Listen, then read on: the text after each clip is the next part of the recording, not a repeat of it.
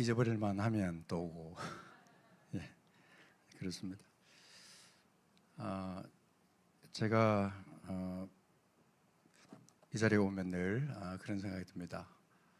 마음이 너무 편하고 그 친정 같은 그런 마음 많이 듭니다. 늘 저희 사역을 위해 저희가 이제 미국으로 가던 그때부터 시작해서 지금까지 거의 일산한사랑교회 역사랑 저희가 사역했던 역사랑 거의 같거든요. 그래서 참 하나님께서 함께 이렇게 동력자로, 기도의 동력자로, 또 계속해서 물질로도 일산한사랑교회가 저희 사역을 도왔어요. 그래서 그것이 저에게 너무나 큰 힘이었고 지금도 큰 힘이 되고 있습니다. 여러분들의 기도가 느껴지는 그런 순간순간들이 많이 있습니다. 참으로 감사를 드립니다.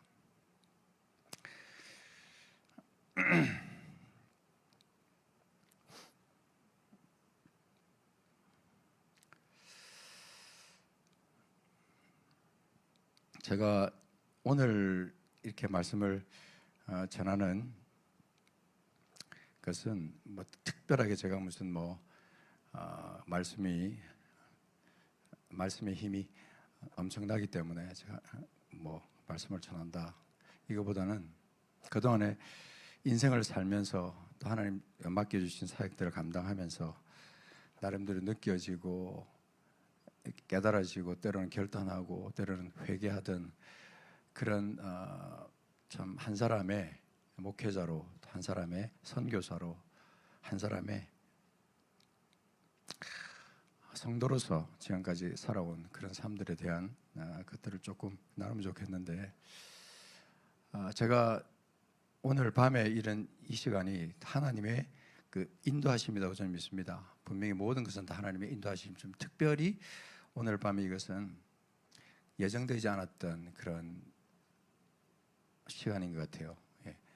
목사님과 우연히 이렇게 지나가다가 들러서 혹시 계신가 왔는데 역시 계셔서 이렇게 함께 얘기를 나누면서 좀 많이 참 공감대도 형성이 되고, 또 선교에 대해서 또 아시니까 또 많이 함께 또 그런 얘기들, 연결된 얘기를 할 수 있었습니다.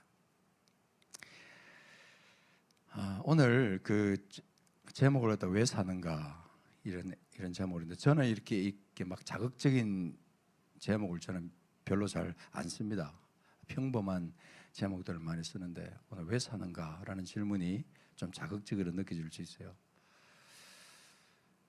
이 물음은 저에게 하는 물음이에요. 사실은 순교회 왜 사니? 계속 주님이 제게 질문하던 그런 것이었어요. 근데 제가 오늘 한 가지는 또 왜 사는가라는 질문을 하면서 먼저 제가 한 가지 또 다른 질문을 드리고 싶은데, 그것이 왜 죽는가라는 겁니다. 좀 엉뚱한 질문이죠. 왜 죽는가? 이 그리스도인이 되면서부터 왜 죽는가라는 질문은 아주 당연하게 받아들일 수 있는 것이고, 그 질문을 받았을 때 우리가 말씀 그대로, 그죠? 우리가 잘 외우는 갈라디아서 2장 20절 그 말씀처럼 내가 죽고 그리스도가 내 안에서 사는 그 영광스러운 삶의 그 모습이 내게 실제로 이루어지는 그 순간, 내가 왜 죽는가라는 그 질문에 대한 답이 확실하게 나타나는 거예요. 내가 죽어야 그리스도께서 산다. 수많은 우리 믿음의 선조들이 믿음의 승리를 기록할 때는 먼저 그들이 죽는 일이 먼저 있었어요. 그들이 그가 죽어야 그 안에 그리스도가 산다. 내가 죽고 다시 내가 태어날 때는 그리스도와 함께 사는, 근데 그때부터는 내가 사는 것이 아니고 내 안에 그리스도께서 내 안에서 사는데 그분의 믿음으로 인해서 내가 그때부터는 승리하면서 사는 삶을 사는 거죠. 영광스러운 너무나 소중한 믿음의 그 본질들을 우리가 갖고 있는 재산으로 가지고 사는 거죠. 평생 주님 언제 오실지 모르겠지만 주님 오시는 그날까지 우리는 하루하루 한 주 한 주 한 달 한 달 그렇게 순간순간 최선을 다해서 사는 거죠. 그리고 이제 왜 사는가라는 질문을 하면 당연히 내가 내 삶을 통해서 하나님이 영광을 받으시게 하기 위해서 내가 산다. 뜬금없이 왜 사십니까? 라고 질문하면 거기에 선뜻 이렇게 나는 이러이러해서 삽니다 라고 대답할 수 있는 사람 별로 없을 거예요. 근데 그런 질문을 딱 받으면요 제일 먼저 떠오르는 생각은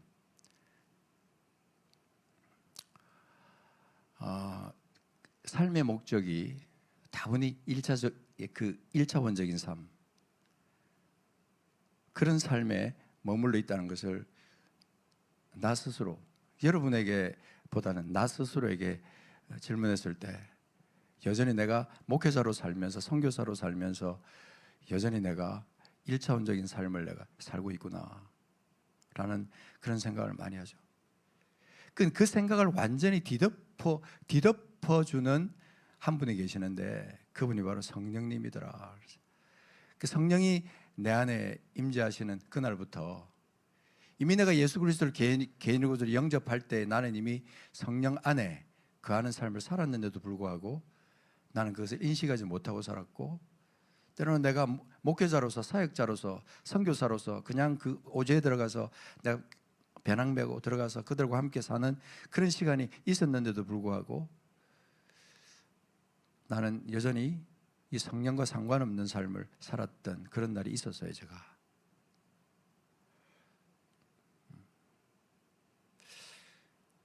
그래서 사도행전 1장 8절에 나오는 그 말씀이 오직 성령이 너희에게 임하시면 너희가 권능을 받고, 그 말이 그냥 우연히 되어진 게 아니더라고요. 예수님께서 십자가에서 죽으시고 다시 사시고 그분이 하늘로 올라가시고 난 다음에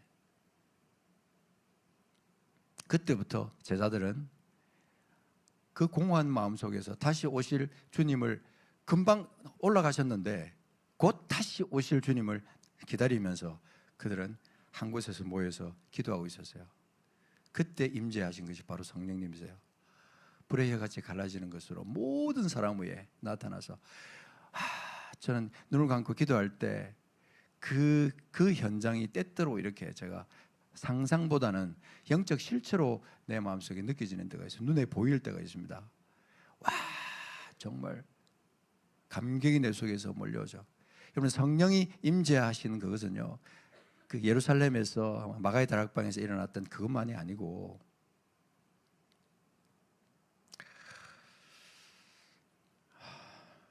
오늘 이 시간 동일한 그 성령께서 우리 가운데 임재하시는 거죠. 그 성령이 우리에게 임하시면 증거가 나타납니다. 그게 성령이 임하시면 권능을 받는다. 권능을 받는다. 그게 그냥 말로 이렇게 그냥 쉽게 설명할 수 있는 그런 게 아니고, 그것은 정말 우리가 말하는 그대로 다이너마이트가 터지는 것보다 더 강력한 그런 권능이 우리 속에 있게 되는 거예요. 삶의 완전한 변화, 그 변화가 우리 속에서 나타나는 거예요. 그걸 우리가 이 신앙생활을 30년, 40년 해도요, 그걸 한 번도 경험하지 못하고 살아가는 사람들이 있습니다. 그냥 종교적이고 의식적이고 매주일 그냥 교회 왔다 갔다 하면서 그냥 종교적인 삶을 즐기는 그것으로 끝나다가 그렇게 살다가 어느 날 주님께서 오라고 하면 그냥 이 세상을 하직하는 그런 우리 성도님들 너무나 많이 있습니다. 어쩌면 일산한 사랑교회 성도님들 가운데는 그런 분이 없을 수 있습니다. 그렇지만 그건 저는 이제 본질적인 이제 질문을 여러분에게 하면서 왜 사는가, 왜 죽는가, 아니면 이제 그 다음에는 어떻게 살 것인가, 연결된 그 질문 속에서 우리는 오늘 이 베드로전서 2장 2장에 있는 말씀을 같이 한번 읽어봐야 될 이유가 있습니다. 이 말씀 잠깐 한번 보고 성령께서 인도하시는 그것을 내가 기도하면서 오늘 말씀을 같이 나누도록 하겠습니다. 2장 보겠습니다. 2장 9절 말씀. 여기는 지금 2장 9절만 되어 있는데 10절까지 같이 한번 읽어보겠습니다. 자, 그러나 너희는 택하신 족속이요 왕같은 제사장들이요 거룩한 나라요 그의 소유가 된 백성이니 이는 너희를 어두운 데서 불러내어 그의 기이한 빛에 들어가게 하신 이의 아름다운 떡을 선포하게 하려 하심이라. 너희가 전에는 백성이 아니더니 이제는 하나님의 백성이요 전에는 긍휼을 얻지 못하였더니 이제는 긍휼을 얻은 자니라. 우리가 말씀을 많이 암송하고 성경 공부를 많이 한 분일수록 이런 말씀들이 영어로 와닿는 것이 아니고 매너리즘으로 다가옵니다. 그럼 뭘 말하죠? 내가 알고 있는 말씀, 내가 익히 들었던 말씀이야. 그렇지. 당연한 말씀 하는 거죠. 너희는 택하신 족속이요 그래 나는 택하신 족속이야. 왕같은 제사장이야. 거룩한 나라야. 그의 소유가 된 백성이야. 이런 어떤 본질적인 부분을 그냥 아무런 감격 없이 이것을 그냥 받아들일 수 있습니다. 제가 그랬어요. 제가 감격 없는 그런 삶을 살았습니다.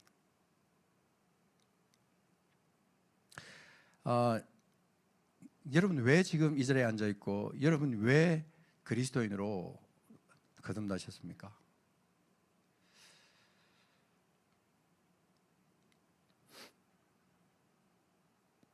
이 손가락에 제가 여기 있으니까 뭔가 신비한 것 같아서 여러분 자꾸 보시 이게 뭔가 이건 제가 밭에서 일하다가 찔렸어요. 그래서 지금 붙여놓은 겁니다.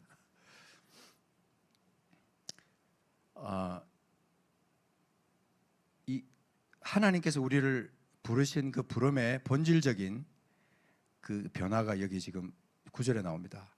너희는 택하신 족속이다. 그리고 큰 것이 뭐냐면요 10절에 나오는 그 말씀을 보면 백성이 아니었는데 이제는 하나님의 백성이 됐어요. 이것에 대해서 여러분 감격해 본 적 있습니까? 야, 전에는 하나님의 백성이 아니었는데 이제는 하나님의 백성이요. 전에는 긍휼을 얻지 못했는데 지금은 긍휼을 얻은 자다. 그 하나님의 긍휼, 그것은 여러분 상상하는 것 이상입니다. 하나님이 우리에게 긍휼을 베푸시지 않았으면요 구원받을 사람 아무도 없어요. 우리가 지금은 이렇게 멋있게 보이지만요 주님 앞에 벗은 몸으로 딱 가면요 우리는 아무것도 아닌 존재예요. 그게 어느 날 갑자기 하나님께서 제게 보여주시는데 새벽에 일어나서 이제 말씀을 읽고 기도하고 하면서 그런 말씀 그런 것들이 또 오는 거예요. 네가 예수 그리스도의 긍휼이 아니었다면 하나님의 그 사랑이 아니었다면 너는 도대체 어떻게 됐겠냐 이런 생각을 하는 거죠.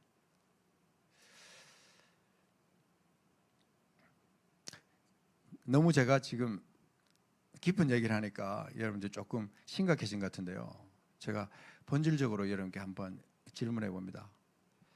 여러분은 이 땅을 왜 살고 계십니까? 무엇을 위해서 살고 계십니까? 아무리 잘 포장해도요 우리의 삶은 나 자신을 위해서 사는 거예요. 조금 더 좀 고상하게 말하면 내 가족을 위해서 사는 거고 나의 미래를 위해서 사는 거고 내 자식의 미래를 위해서 사는 거고 뚫고 들어가 보면 이제 결국은 그렇더라고요. 하나님을 위해서 하나님의 나라를 위해서 하나님의 목적을 위해서 내가 살아간다라고 자신 있게 말할 수 있느냐 하는 것입니다. 자, 거꾸로 말해서 또 한 가지 여러분에게 말씀드리고 싶은 것은 여러분의 신분은 무엇입니까? 자, 신분을 얘기하라면요 우리는 성경 공부에서 배운 대로 말하면 우리는 하나님의 자녀야. 우리는 그리스도의 군사야. 그리스도의 신부야. 그죠? 이런 식으로 우리는 얼마든지 말할 수 있습니다. 제가 오늘 여러분과 함께 나누고 싶은 것은 여러분의 신분은 선교사입니다. 자, 선교사라는 뜬금없는 호칭을 여러분들 딱 받았을 때 왜 내가 선교사지? 근데 사실 이런 그 학적인 질문은요, 아주 오래전부터 있었어요. 내가 선교사입니까? 아닙니까? 라는 질문을 했을 때 나는 이미 선교사라는 그것은요, 학적으로는 오래전부터 이미 다 검증되어 온 것이었어요. 그래서 그걸 영어로는 미셔널 라이프라고 그렇게 불렀어요. 미셔널 라이프. 미셔널이라는 그것이 언제부턴가 우리에게 익숙해졌어요. 미셔널 처치. 선교적인 교회라는 것이 또한 익숙해졌어요. 우리가 누구냐? 선교사다. 나는 나이가 많아가 나 아무것도 할 수가 없어. 나는 영어도 못해. 난 아무것도 할 수가 없어. 나는 선교사로서 삶을 살 수가 없어. 아닙니다. 이런 모두는 다 선교사입니다. 자, 한번 해봅시다. 나는 선교사다. 나는 선교사다. 말은 지금 여러분들이 따라서 나는 선교사다 하면서도 왜 내가 선교사야? 얼굴이 보니까 지금 아닌 것 같아. 근데 여러분 선교사 맞습니다. 주님이 여러분을 부를 때 여러분을 선교사로 부르신 거예요. 그게 오직 성령이 너에게 임하시면 너의 권능을 받고, 사실 성령이 우리에게 임하실 때 그것이 우리 지금 성령께서 우리에게 주시고자 하신 것은 권능이었는데 그 권능만 우리에게 주기를 원하신 게 아니라 우리를 선교사로 세우기 위해서 권능을 주신 거예요. 오직 성령이 너에게 임하시면 너희가 권능을 받고 예루살렘과 유대와 사마리아와 땅 끝까지 이르러 내 증인이 되리라. 주님은 그렇게 예언적인 말씀을 선포하면서 주님은 올라가신 거예요. 그 주님의 그 유언적인 그 예언은 지금도 계속되고 있습니다. 지금도 계속되고 있어요. 우리에게도 동일하게 해당되는 거예요. 우리 한국 교회 교인들이 정신 차리지 못하고 있을 때 우리가 선교지라고 생각했던 인도네시아, 캄보디아 이런 데서요, 깨어나는 청년들 속에서 이 말씀이 동일하게 적용되는 거예요. 우리에게만 이 사도행전 1장 8절이 우리 말씀이 아니고 인도네시아에 있는 청년들에게도 그 말씀이 자기들의 말씀이더라는 거예요. 우리가 예루살렘과 유대와 사마리아 했을 때 예루살렘이 일산 땅이 만약에 예루살렘이었다면 인도네시아 솔라이스 섬의 톤다노라는 이 지역에 있는 청년이 이 말씀을 깨달을 때는 그 청년에게 예루살렘은 그 인도네시아 땅 톤다노가 그들에게 예루살렘이 되는 거예요. 그때부터 그들은 열방을 품기 시작하는 거예요. 여러분 지금 일상생활을 살면서 내가 선교사야, 하나님의 나는 부르심을 받아서 나는 예루살렘 아니면 유대 아니면 사마리아 아니면 땅끝으로 가야 되는 명령을 받은 사람이야 라고 생각하면서 사는 사람이 몇 분이나 되겠어요?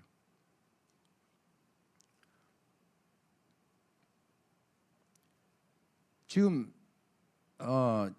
저를 바라보시는 눈빛이 좀 아주 묘합니다. 지금 이 밤에 지금 졸려 죽겠는데 이 무슨 소리를 하냐?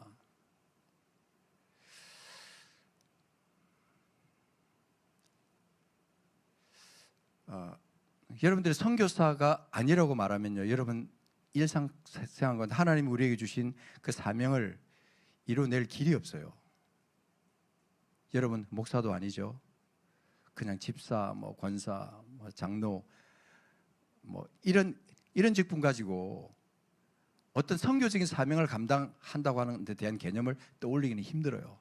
그런데 선교사라는 호칭이 딱 주어지는 순간부터 무거운 사명감이 느껴지는 거예요. 저한테 사람들이 목사라는 직분을 붙여줄까요? 선교사라는 직분을 붙여줄까요? 그래서 저는 욕심도 많게 선목이라고 불러주세요. 선교사, 목사. 두 가지를 다 부르고 싶은 거예요. 저는 목사보다는 저는 선교사라는 호칭을 더 불리고 싶은 사람이에요. 선교사. 내 삶은 머리끝부터 발끝까지 선교사의 삶을 살고 있어요. 저만 그렇게 사느냐? 그러면 안 되는 거예요. 여러분 모두가 다 청년부터 할아버지, 할머니, 우리 장로님들에게까지 모두가 다 선교적인 삶을 살아가는 그 사명이, 그에게 있다는 겁니다.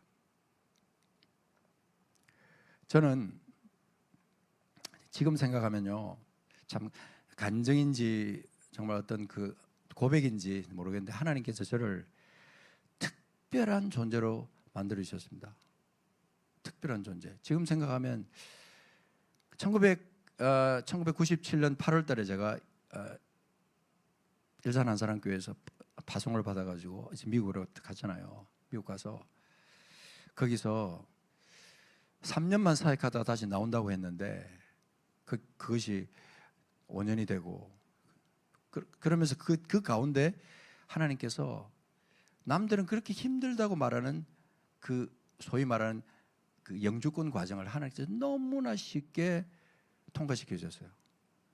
우리는 생각지도 않았는데 그것은. 근데 하나님께서 그렇게 해주시고 그 시민권 과정도 그랬고 그리고 지금 이제 다시 한국에 와서 다시 제가 그 옛날에 제가 이미 벌써 오래전에 상실했던 한국 국적을 다시 회복했어요. 제가 이중국적이 된 거예요. 제가 한국인이면서 미국인이라는 이 신분을 제가 자랑하려고 하는 게 아니라 하나님께서 왜 이걸 만드셨지? 제가 선교지 가면요, 저는 돈이 없어요. 저는 얼굴도 시커매요. 뭔가 할 줄 아는 게 별로 없어요. 말도 더듬고. 근데 하나님께서 신기하게도 이 코리안 아메리칸이라는 이 신비한 이 신분을 하나님께서 제게 그렇게 해주셨어요. 이거 가지고 저는 아무 생각이 없었는데 사람들이 내가 말하는데 관심을 가지고 내가 하는 일에 관심을 가지고 내가 오고 가고 하는 일에 관심을 갖더라고요. 그래서 이상하다, 왜 그러지? 알고 보니까 하나님께서 그 길을 위해서, 하나님의 사역을 위해서 그 길을 하나님께서 만들어 주셨다는 걸 나중에서야 알았어요.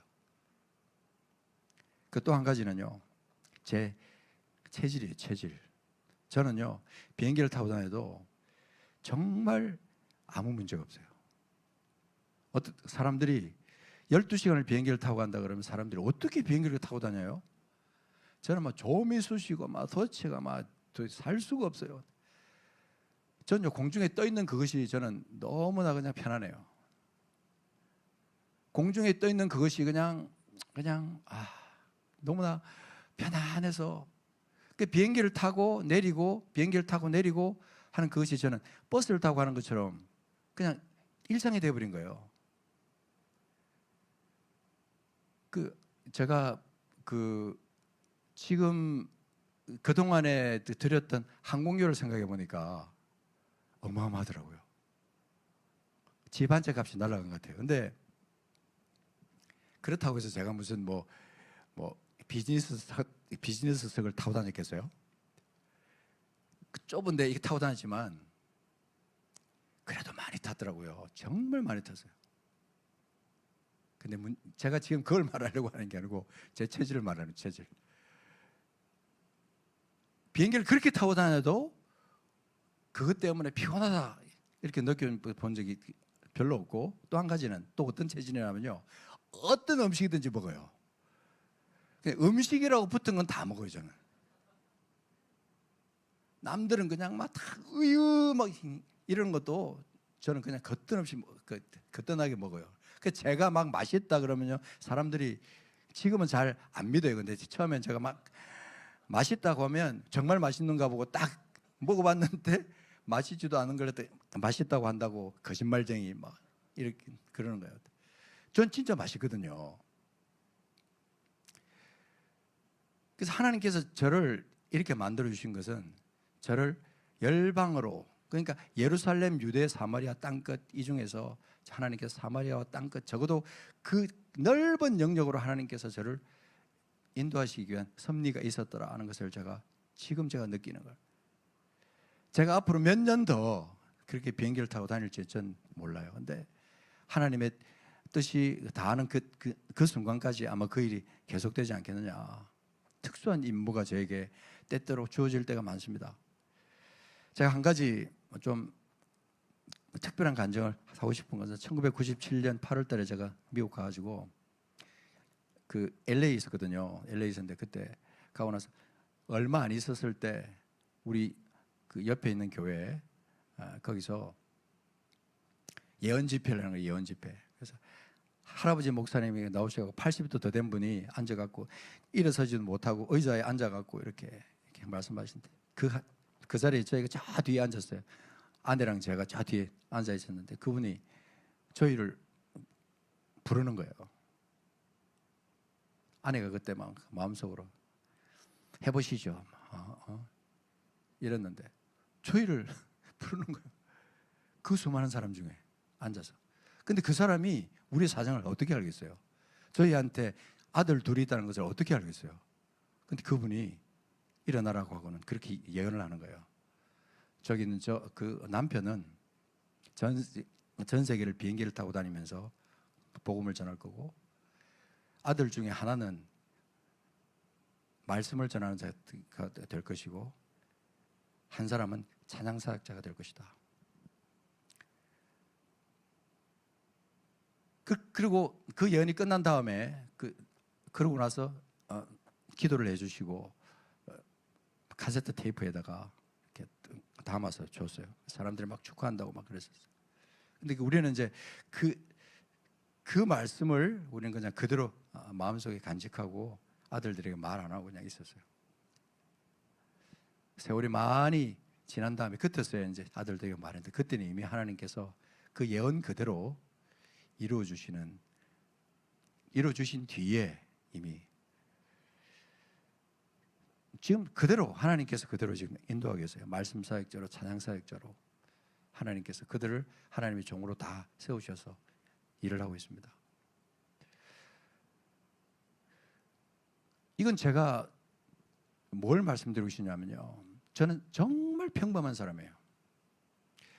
저보다 평범한 사람들이 있냐?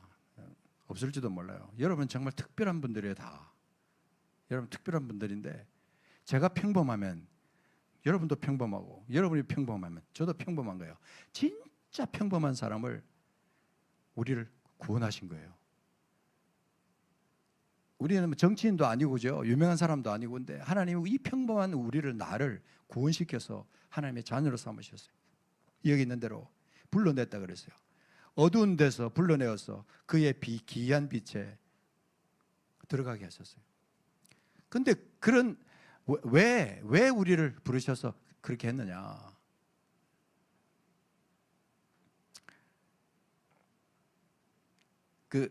에베소서 2장 8절 9절 말씀에도 동일한 말씀들이 있습니다.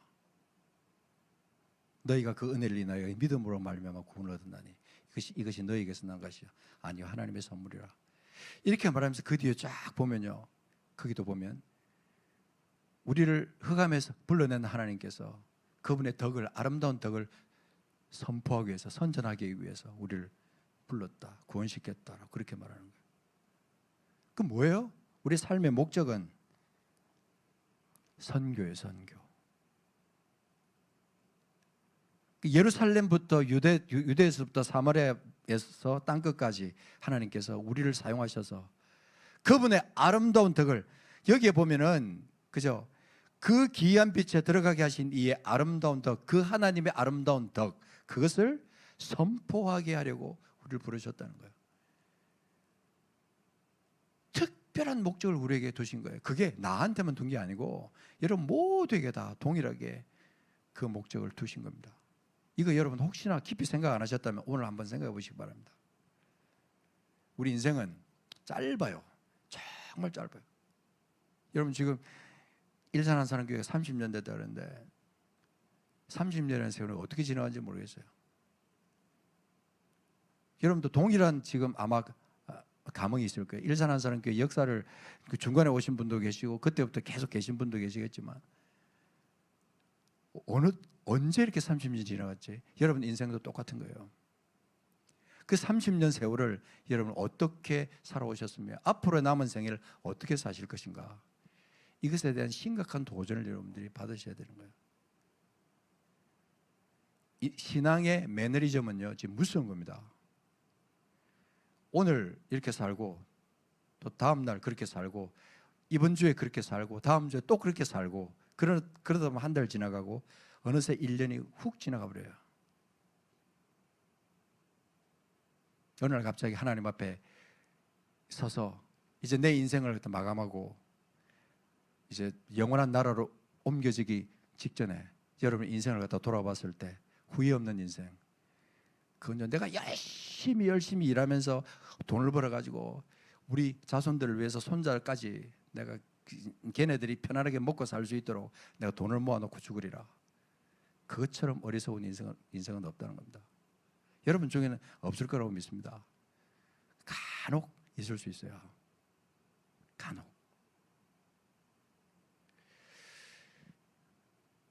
성령이 임하시면 권능을 받는데, 그 권능이 그냥 단순히 어떤 갑자기 이렇게 막 마징가 제트처럼 막 되고 막 헐크처럼 돼갖고 몸이 커지고 그런 권능이 아니라 삶을 완전히 역전시키는 권능. 지금까지 내가 목적 없이 살았는데 이제부터는 목적 있는 삶을 살기 시작하고, 이때까지는 내가 내 영광을 위해서 살았고 내 중심으로 살았다면 이제부터 하나님을 위해서, 이웃을 위해서, 하나님의 영광을 위해서 사는 것으로 목적이 완전히 바뀌는 그 권능이 우리 속에 임하는 거예요. 그런 멋있는 신앙생활을 하는 사람이 지금 한국 교회 안에 얼마나 되는지, 퍼센테이지가 얼마나 되는지 눈을 감고 생각해 보면 어떤 데는 절망스러울 때가 있습니다. 제가 그랬거든요. 제가 하루하루 아침에 일어나서 이제 말씀을 이제 묵상하고, 또 그 다음에 한 구절을 이제 뽑아가지고 그 말씀을 또 깊이 묵상하고, 그 말씀의 힘이 하루 종일 이렇게 있으면서 그 말씀대로 살다가 하루를 마감하는 그 시간 딱 될 때, 하나님 아버지, 오늘 밤에 내 영혼을 취해 가신다고 해도 나는 당신께 감사합니다. 그런 기도를 할 수 있는 사람은 진짜 왜 사느냐, 왜 죽느냐, 어떻게 사느냐 하는 이 세 가지 질문을 완벽하게 매일매일 성취하면서 사는 거예요. 이루면서 사는 거예요. 너희가 전에는 백성이 아니더니 이제는 하나님의 백성이요, 전에는 긍휼을 얻지 못하더니 이제는 긍휼을 얻은 자라. 그 베드로전서 2장 말씀에 4절 5절을 보십시오.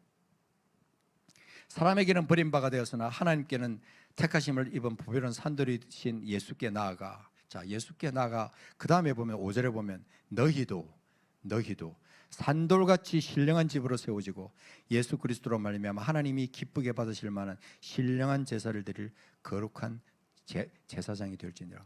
여러분, 여기서 말하는 거룩한 제사장은요, 몸이 거룩해지고 말이 거룩해지고 삶이 거룩해지는 그것만을 말하는 게 아니에요. 이 거룩한 삶은요, 하나님의 뜻이 그 삶을 통해서 이루어지는 걸 말하는 거예요. 그것이 이루어지지 않으면 그 사람은 그냥 허공에 뜬 것 같은 그런 삶을 살다가 그냥 그렇게 인생 살다 가는 거예요. 여러분을 구원시켰을 때 그런 인생을 살으라고, 그냥 나만을 위해서, 그냥 겨우 내 가족만을 위해서 그렇게 살라고 하나님께서 여러분을 부르시지 않았어요. 오죽했으면 하나님께서 너희 자식을, 가족을, 아내를, 남편을, 여러분 그들을 뒤로하고 주님을 앞세우고 주님께서 기뻐하시는 뜻대로 내 인생을 드릴 수 있는 사람, 그런 사람을 주님을 찾고 있는데, 그런 사람은 특별한 사람이 아니에요. 다 여러분 같은, 나 같은 평범한 사람에게 주님에게 그렇게 말씀하신 것이지, 바울에게만 그렇게 말하고 베드로에게만 그렇게 말하고 그게 아니라 오늘 나에게 지금 동일하게 주님께서 말씀하시는 거예요. 여러분, 시간, 하나님 여러분에 주신 그 시간 여러분 어떻게 사용하고 계십니까? 그냥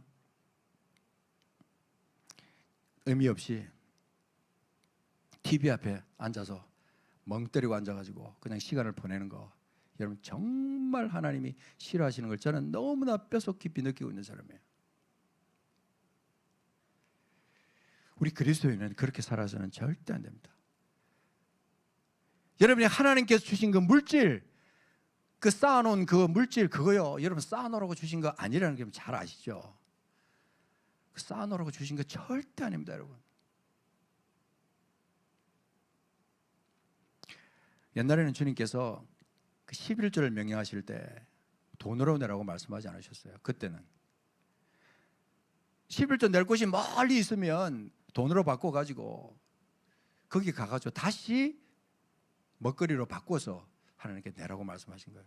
짐승으로 또는 먹거리로 바꿔서 내라고 말씀하신 거예요. 왜 그랬습니까? 11조를 들으신 것이 하나님의 뜻대로 바로바로 사용되게 하기 위해서 하나님께서 그랬다는 거. 저는 그거 깨닫고 얼마나 놀랐는지 몰라요, 여러분. 여러분이 하나님께 드리는 게, 여러분 지금은요 11조가 아닙니다, 여러분. 11조의 그 율법에 여러분들이 꽉 막혀 계시면 이것도 못하고 저것도 못하고 아무것도 안 되는 거예요. 11조는요 그때부터 지금까지 계속되는 하나님의 법은 확실해요, 여러분. 어떤 사람은 11조는 없어졌다 말하지만 절대 그렇지 않아요. 우리 인간이 있는 한, 우리가 욕심을 가지고 이 땅을 살아가는 동안 하나님이 11조를 반드시 명령하고 그걸 계속해서 하라고 말씀하시는 거예요. 왜냐하면 10개 중에 한 개만이라도 내가 제대로 취해서 내 목적대로 쓰겠다, 하나님의 뜻이에요. 근데 지금은 예수님이 오시고 난 다음에는요 그 물질이 10개 중에 한 개만 하나님 것이고 나머지 9개는 내 거라고 주장할 수가 없어요. 하나님이 자기 아들을 우리에게 주시는 그때부터 시작해가지고 우리는요 사실은 내 인생 전부를 하나님 앞에 다 드려야 되는 거예요. 10에 10을 다 하나님께 드리는 그것이 하나님의 뜻이라는 걸 여러분 알고 계십니까? 그거 모르면요 진짜 심각한 거예요, 사실은.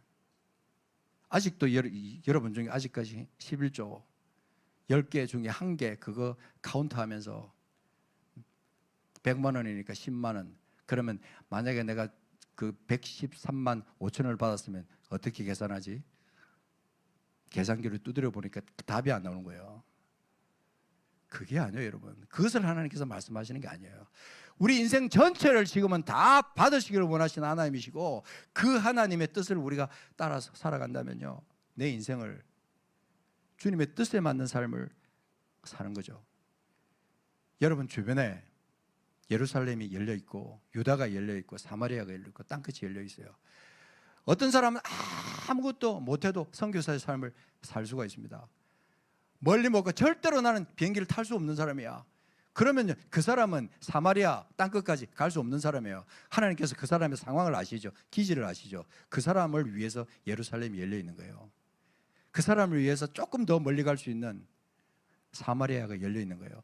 우리는요 저는 하나님께서 예루살렘과 유대와 사마리아 땅끝까지 그 말씀을 하실 때 예루살렘과 사마리아와 거기서 카이 과 이게 들어가는 게 그게 동시에 다발적으로 하나님께서 가라고 말씀하시는 걸 보고 저는 얼마나 놀랐는지 몰라요. 바로 이거다, 하나님 뜻이 이거구나. 예루살렘에 성령이 임하셔갖고 사람들이 막 바뀌기 시작했어요. 삶이 변화되니까 그들이 있는 거 다 팔아고 사도들 발 앞에 내놓고 그 다음에 아침부터 저녁까지 그들이 열심히 일하면서 밤마다 모여가지고 매일매일 모여가지고 그들은 떡을 떼면서 하나님을 찬양하고 기도하고 사랑하고 그렇게 살았어요. 그 얼마나 좋은지 몰라요. 근데 그들은요 예루살렘이 너무 좋았어요. 너무 좋았어요. 너무너무 좋았기 때문에 성령이 임했구나, 성령이 임했구나, 우리가 권능을 받았구나, 내 삶이 변화되는구나, 너무너무 좋은 거예요. 그런데 아버지의 뜻을 생각을 못한 거예요. 그들이 가라고 명령하시는 그거에 그들은 그 말씀을 잊어버린 거예요. 너희는 가서, 마태복음 28장에 나오는 그 말씀, 너희는 가서 모든 민족을 제자로 삼아.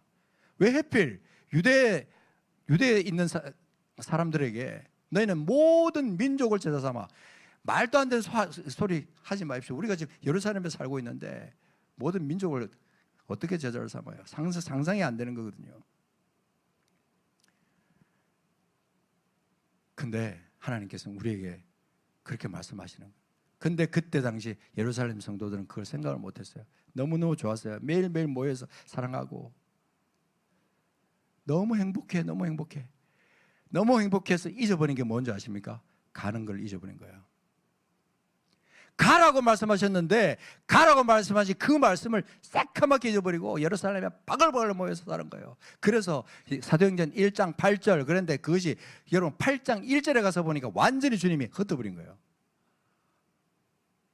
야, 주님이 이 숫자 놀이를 하시는구나. 사도행전 1장 8절에 그렇게 말씀했는데 8장 1절에 가서 보니까 사도들 외에는, 핍박이 나가지고 사도들 외에는 다 흩어져 버려서, 다 사도들 외에는 전부 다 핍박 때문에 도저히 살 수가 없으니까. 왜 하나님께서 그랬을까? 전율이 오는 겁니다. 여러분이 사도의 그 선교사의 삶을 여러분 삶에서 살지 못하면요, 하나님이 어쩌면 여러분을 강제로 보내실 수도 있어요. 강제로 여러분을 갖다가 막 혼란케 해가지고 도저히 안 가고는 못 버기도록 만들지도 몰라요. 근데 그것까지도 저는 영적으로 둔감해가지고 그것도 못 느끼고 살아간다면 더 심각한 거죠.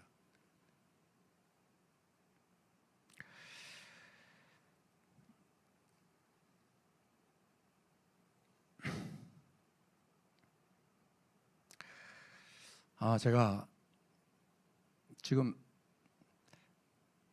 할 말이 너무 많아가지고 제가 지금, 근데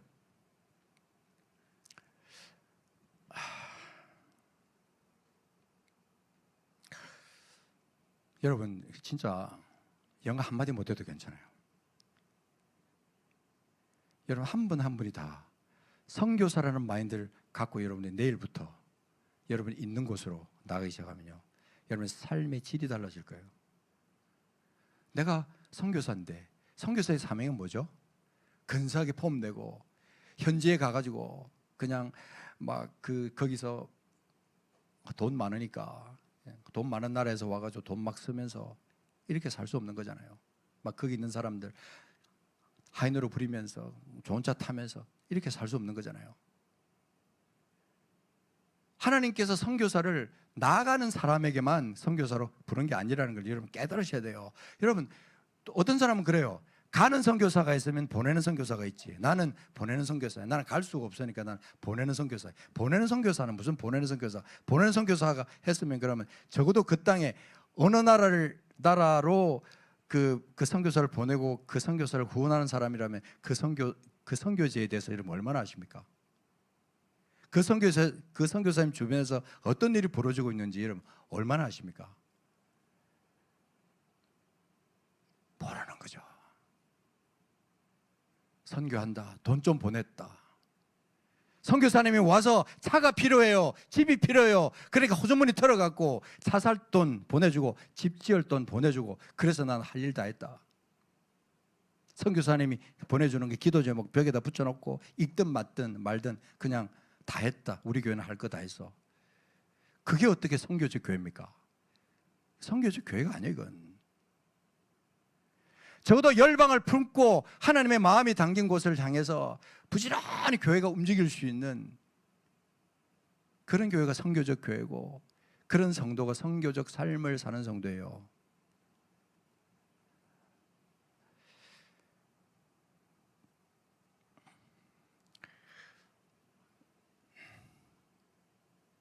요한복음 15장에 보면 그렇게 말씀하십니다. 너희가 내 안에 가고 내 말이 너희 안에 거하면 무엇이든 원하는 대로 구하라. 그리하면 이루리라. 그거 최고의 말씀으로 느끼고, 저도 옛날에 그 말씀을 암송하면서 그랬어요. 너희가 내 안에 가고 내 말이 너희 안에 거하면 무엇이든 구하라. 주님 그렇습니다. 내가 주님 안에 있는 거 믿습니다. 내가 뭐 필요해요. 돈이 필요하고 우리 자식을 위해서 뭐가 필요하고 뭐가 필요해요. 눈만 감으면 필요해요. 근데요, 너희가 내 안에 가고 내 말이 너희 안에 구하면 무엇이든지 원하는 대로 구하라. 그 속에 아버지의 뜻을 구하는 거예요. 아버지의 생명을 구하는 거고, 아버지의 작정하신 그 마음을 내 삶에 구하는 게, 그게 진짜 구하는 거지. 맨날 먹을 거 입을 거 맨날 그것만 구하는 사람은 그거 구하라고 주님께서 그 요한복음 15장 7절 말씀했겠어요? 전 그렇지 않다고 생각합니다. 옛날에는 저도 그렇게 생각했었어요.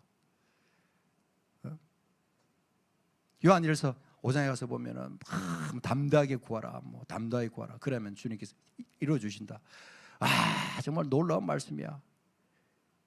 여러분 여전히 그렇게 그런 생각하면서 평생을 살다가 주님께서 어느 날 오라고 하시면 그냥 그렇게 살다가 가실 거예요?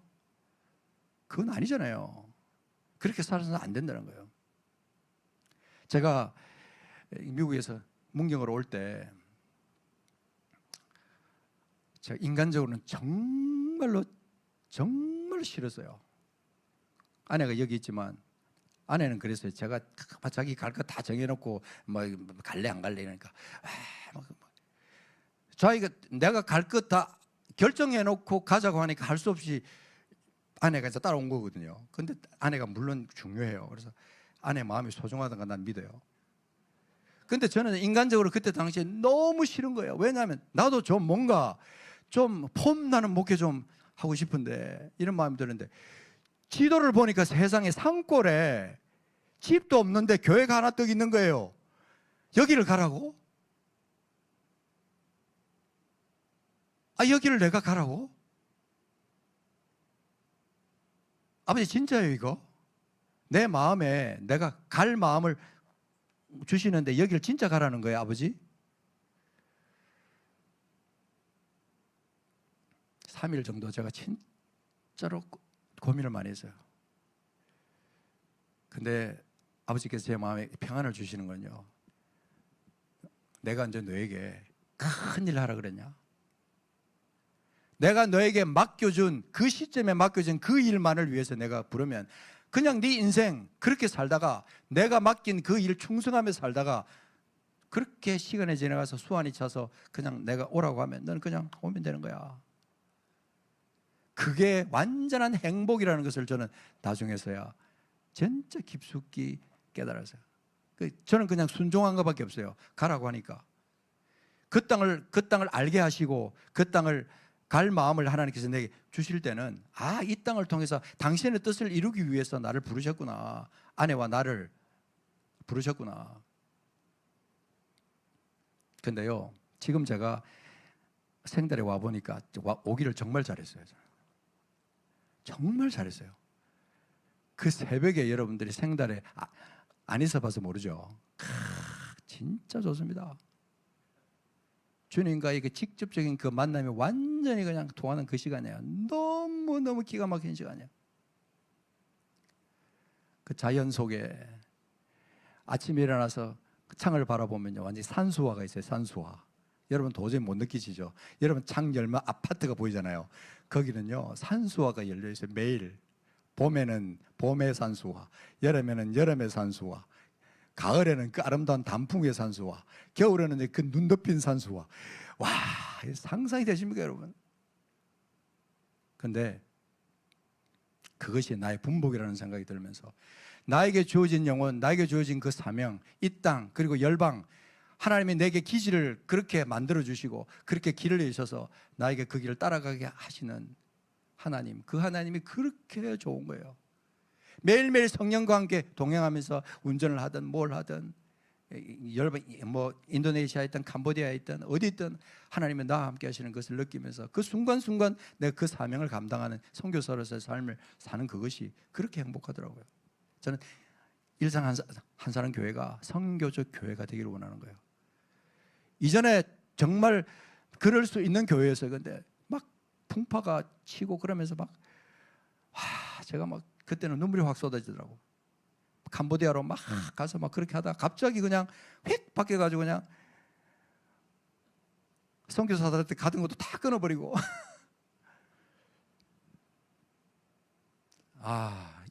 이게 뭐지? 근데 저는 그때부터 일산한사람교회에서 기도를 한 거예요. 하나님 아버지, 일산한사람교회 선교적 교회가 되게 해주시고 일산한교회에서 성도들이 모두가 다 선교적 삶을 사는 성도들이 되게 해주십시오. 제가 말을 진짜 못하거든요. 우리 집 사람도 인정합니다. 말을 더듬고 말 횡설수설하고. 근데 저는 성령이 저를 이렇게 붙드시고 성령이 말하게 하시는 걸 따라 말할 때 그때는요 막 속에서 막 감격이 솟아나오는 거예요. 선교지에서 우리 학생들에게 훈련생들에게 말씀을 전하고 함께 그들과 함께 이렇게 사역하고 그들을 위해서 또 한국에 와서 또 기도하고 또 그들을 또 이렇게 밀어주고 도와주고 하는 그런 일들을 감당하면서 얼마나 나를 부르신 이 하나님이 너무너무 고마운 거예요. 여러분, 이게 이 나순교라는 이 한 사람뿐만 아니고 여러분이 그런 삶을 살기를 하나님이 원하시더라 이 말이에요. 여러분이 한 분 한 분이 선교사로서의 삶을 그렇게 살기를 하나님이 원하시더라 하는 겁니다.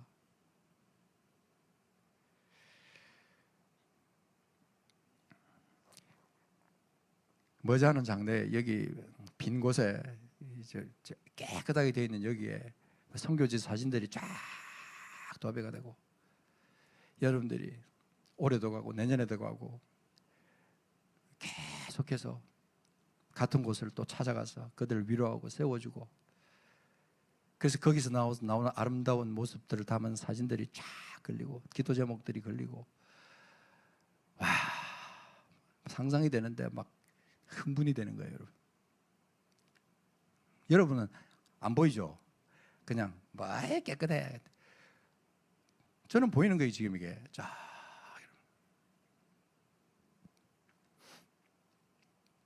선교지 꿈은요 진짜 우리 하나님께서 주셔야 그것이 가능한 거예요. 억지로는 안 됩니다. 근데 핵심은 성령의 성령이 임하시면 그래서 교회가 모여서 성령을 위해서 간구하고 성령의 임재함과 성령의 권능을 위해서 여러분들이 간구하고 모이면 눈을 감으면 여러분들이 이때까지는 복 주세요, 뭐 어떻게 해주세요, 어떻게 해주세요 그게 아니라 성령이 임하소서. 이미 내 안에 계신 성령이지만 나에게 사명을 주시는 성령, 권능을 주시는 성령의 그 임재함이 우리 속에 있어야 그때부터 내 역사는 시작이 되는 거예요. 여러분들이 성경 공부 많이 하고 아는 게 너무너무 많아도 그것이 오히려 독이 돼가지고 그것이 성령의 임재하심을 가로막을 때가 있어요. 그건 영의 눈을 떠야 돼. 영의 눈을. 차원이 다른 거예요. 그거는 영의 눈을 뜨지 않고는요 절대로 하나님의 세계를 경험할 수도 없고 행할 수도 없고 그 길을 걸어갈 수가 없어요. 성령의 임재함을 받아서 권능을 받아서 그 인생이 완전히 바뀌고 예수를 만나가지고 삶의 본질이 완전히 바뀐 다음에는요 슬픈 일도 행복하고 고난도 행복하고 돈이 없어도 행복하고 내가 막 질병에 걸려가지고 암에 걸려가지고 죽을 임지에 처해 있어도 그것이 행복으로 바뀔 수 있는 것은 그 성령의 권능이에요. 다 성령이 우리에게 임하셔서 성령이 우리에게 역사하시기 때문에 가능한 것이다 하는 것입니다.